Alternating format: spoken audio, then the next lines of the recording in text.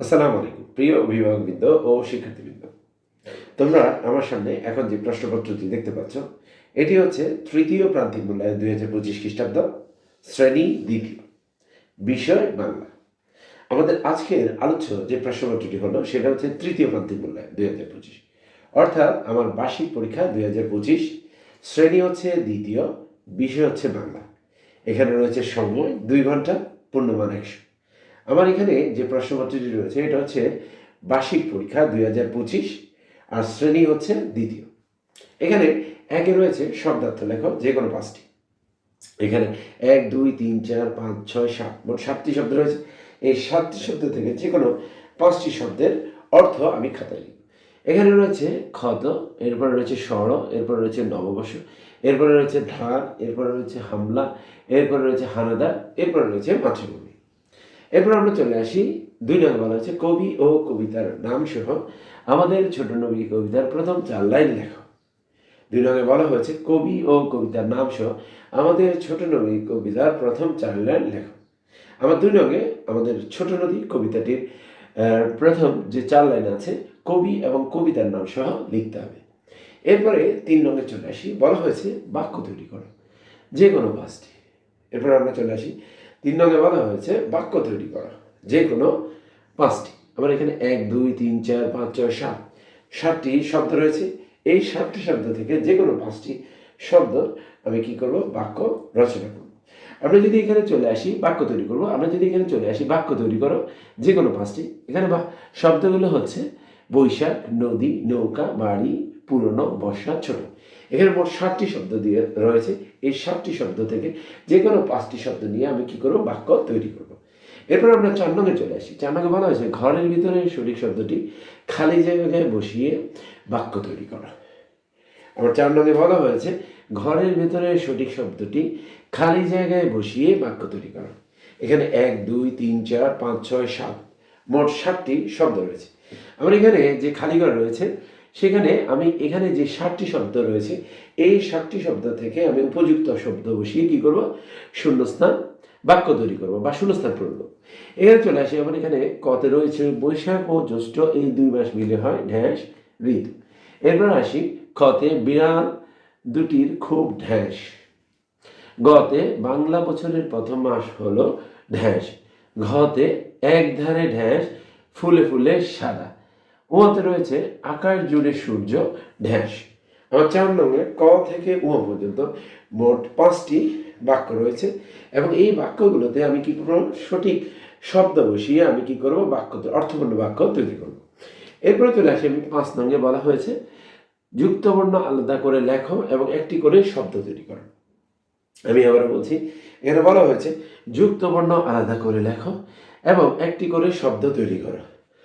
এখানে বলা হচ্ছে যে কোনো 5টি। এখানে 1, 2, 3, 4, 5, 6, 7 মোট 7টি যুক্তবর্ণ রয়েছে।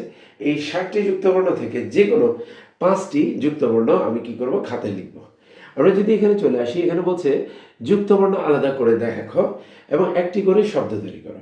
আমরা এখানে যে যুক্তবর্ণগুলো রয়েছে সেখানে রয়েছে দ, দন্ত ন ধর্ষণযুক্ত, মূর্ধন্য টসনযুক্ত, ক তসনযুক্ত, দন্ত ন দর্শনযুক্ত, দন্তস্ব কষণযুক্ত, চ ছসনযুক্ত, দন্ত ন দন্তরসনযুক্ত। আমার এখানে মোট 7টি যুক্তবর্ণ রয়েছে। এই যুক্তবর্ণ থেকে আমি যে কোনো 5টি যুক্তবর্ণ খাতায় লিখব। এরপর এগুলো ভেঙে দেখাবো এবং এর সামনে আমি কি করব, একটি করে শব্দ লিখব। এরপর আমরা আমাদের প্রশ্নপত্রটির পরবর্তী পৃষ্ঠায় চলে আসবো। এখানে বলা হয়েছে বাম পাশের বাক্যের সাথে ডান পাশের বাক্যের মিল করে খাতায় লিখো। আমরা যদি এখানে চলে আসি, আমার এখানে 6 নম্বরে বলা হয়েছে বাম পাশের বাক্যের সাথে ডান পাশের বাক্যের মিল করে খাতায় লেখো। এখানে একটি টেবিল রয়েছে এবং টেবিলের বাম পাশে ক খ গ ঘ ঙ 5টি বাক্য রয়েছে এবং ডান পাশে ক খ গ ঘ ঙ মোট 5টি বাক্য রয়েছে। এখন আমার এখানে বাম পাশের বাক্যের সাথে ডান পাশের বাক্যের আমি মিল করে খাতা লিখব। আমার এখানে কতে রয়েছে আমরা বাড়িতে পালন করি। এরপর এখানে খতে রয়েছে বছরের প্রথম দিন। গতে রয়েছে কাজী নজরুল ইসলাম।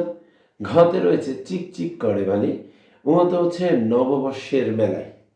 আমার এখানে বাম পক্ষে মোট 5টি বাক্যাংশ রয়েছে।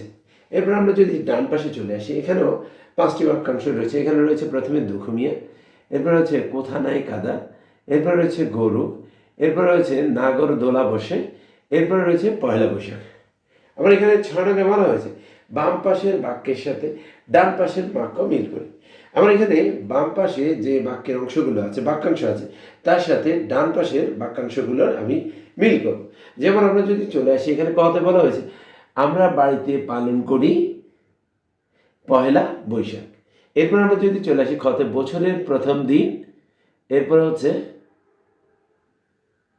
বছরের প্রথম দিন এখানে হচ্ছে নাগর দোলা বসে। গতে কাজী নজরুল ইসলাম, এখানে হচ্ছে দুঃখ মিয়া। আমরা এখানে এরপর আমরা 7 নং প্রশ্নে চলে আসবো। আমরা এখানে 7 নং প্রশ্নে বলা হয়েছে নিচের প্রশ্নের উত্তর লেখো যে কোনো 6টি। এরপর যদি আমরা চলে আসি 7 নং, নিচের প্রশ্নগুলোর উত্তর লেখো যে কোনো 6টি। এখানে ক খ গ ঘ ঙ ছ ছ জ, এখানে মোট 1 2 3 4 5 6 7 8 মোট 8টি প্রশ্ন রয়েছে। এই 8টি প্রশ্ন থেকে আমি 6টি প্রশ্নের উত্তর দিব। আমার এখানে 7 নং বলা হয়েছে নিচের প্রশ্নগুলোর উত্তর লেখো যে কোনো 6টি। আমার এখানে কতে বলা হয়েছে ঝিলির ও মিলির বিড়ালের রং কেমন। কতে ঝিলির ও মিলির বিড়ালের রং কেমন। খতে পশু পাখির সাথে আমরা কেমন আচরণ করব। খতে পশু পাখির সাথে আমরা কেমন আচরণ করব। গ বর্ষাকালে কি কি ফুল ফোটে। গতে বর্ষাকালে কি কি ফুল ফোটে। ঘতে বসন্ত ঋতুতে কেন ঋতুরাজ বলা হয়। ও হেমন্ত ঋতুতে কোন উৎসব হয়। ও হেমন্ত ঋতুতে কোন উৎসব হয়। এরপর চতে মুক্তি সেনারা কেন যুদ্ধ করেন। চতে মুক্তি সেনারা কেন যুদ্ধ করেন। ছতে আমাদের জাতীয় কবির নাম কি। ছতে আমাদের জাতীয় কবির নাম কি। জ কাদের শহীদ বলে। জতে কাদের শহীদ বলে। আমরা এখানে 7 নঙ্গে বলা হয়েছে নিচের প্রশ্নগুলোর উত্তর লেখো যে কোনো 6টি। এখানে মোট 8টি প্রশ্ন রয়েছে এবং এই 8টি প্রশ্ন থেকে আমি কি করবো 6টি প্রশ্নের উত্তর দিব। এরপর আমরা চলে আসি 8 নঙ্গে। তুমি ক্রীড়া প্রতিযোগিতায় অংশগ্রহণ করতে চাও, খেলা অংশ নেওয়ার জন্য নিচের চকটি পূরণ করো। আমরা এখানে 8 নঙ্গে বলা হয়েছে তুমি ক্রীড়া প্রতিযোগিতায় অংশগ্রহণ করতে চাও, খেলায় অংশ নেওয়ার জন্য নিচের চকটি পূরণ করো। আমরা এখানে প্রথমেই আমরা একটি টেবিল দেখতে পাচ্ছি। এখানে রয়েছে প্রথমেই সবার পরে ক্রীড়া প্রতিযোগিতা, কতরে রয়েছে প্রতিযোগীর নাম, এরপরে রয়েছে শ্রেণী, এরপরে রয়েছে শাখা, এরপর হচ্ছে রোল নাম, এরপরে হচ্ছে উমতে হচ্ছে যে যে খেলায় অংশ নিতে চাও। আর আবার এখানে যে টেবিলটা, এটার বাম পাশে যে ঘরটি, এখানে মোট 5টি অপশন দেওয়া আছে। এই অপশনগুলোর সামনে আমাকে কি করতে হবে, উত্তর লিখতে হবে। আবার এখানে বলা হয়েছে তুমি ক্রীড়া প্রতিযোগিতায় অংশগ্রহণ করতে চাও, খেলায় অংশগ্রহণ নেওয়ার জন্য নিচের চকটি পূরণ করো। তাহলে আমার এই যে চকটি পূরণ করতে হবে সেটা নিচের তথ্যগুলোর ভিত্তিতে পূরণ করতে হবে। আমার এখানে কতে রয়েছে প্রতিযোগীর নাম, অর্থাৎ যে পরীক্ষা দিচ্ছে তার নাম, এরপর শ্রেণী সে কোন ক্লাসে পড়ে, এরপর হচ্ছে শাখা তার যদি কোনো শাখা থাকে, এরপর হচ্ছে রোল তার শ্রেণীর রোল নম্বর, ও যে খেলায় অংশগ্রহণ করতে চায় সে সম্পর্কে আমি এখানে লিখব। প্রিয় শিক্ষার্থীরা, আমরা যদি একটু লক্ষ্য করি, আমাদের 2025 সালে যে তৃতীয় প্রান্তিক মূল্যায়ন অর্থাৎ বার্ষিক পরীক্ষা যে বাংলা প্রশ্নটি রয়েছে সেখানে 1 থেকে 8 নং পর্যন্ত প্রশ্ন প্রণয়ন করা হয়েছে। আমার এই প্রশ্নপত্রে আমার বিভিন্ন যেমন শব্দার্থ, কবিতা, শূন্যস্থান পূরণ, হ্যাঁ এছাড়া বাম পাশ ডান পাশ, নিচের প্রশ্নগুলো উত্তর, ফর্ম পূরণ, এই গুরুত্বপূর্ণ বিষয়গুলোকে মাথায় রেখে আমার কি করা হয়েছে, প্রশ্নপত্র প্রণয়ন করা হয়েছে। আমাদের সামনে যে বার্ষিক পরীক্ষা অনুষ্ঠিত হবে 2026 সালে, সেই পরীক্ষার প্রস্তুতি গ্রহণের ক্ষেত্রে আমরা অবশ্যই আমাদের এই প্রশ্নটিকে বিশেষভাবে গুরুত্ব দিয়ে আমরা আমাদের প্রস্তুতি গ্রহণ করব।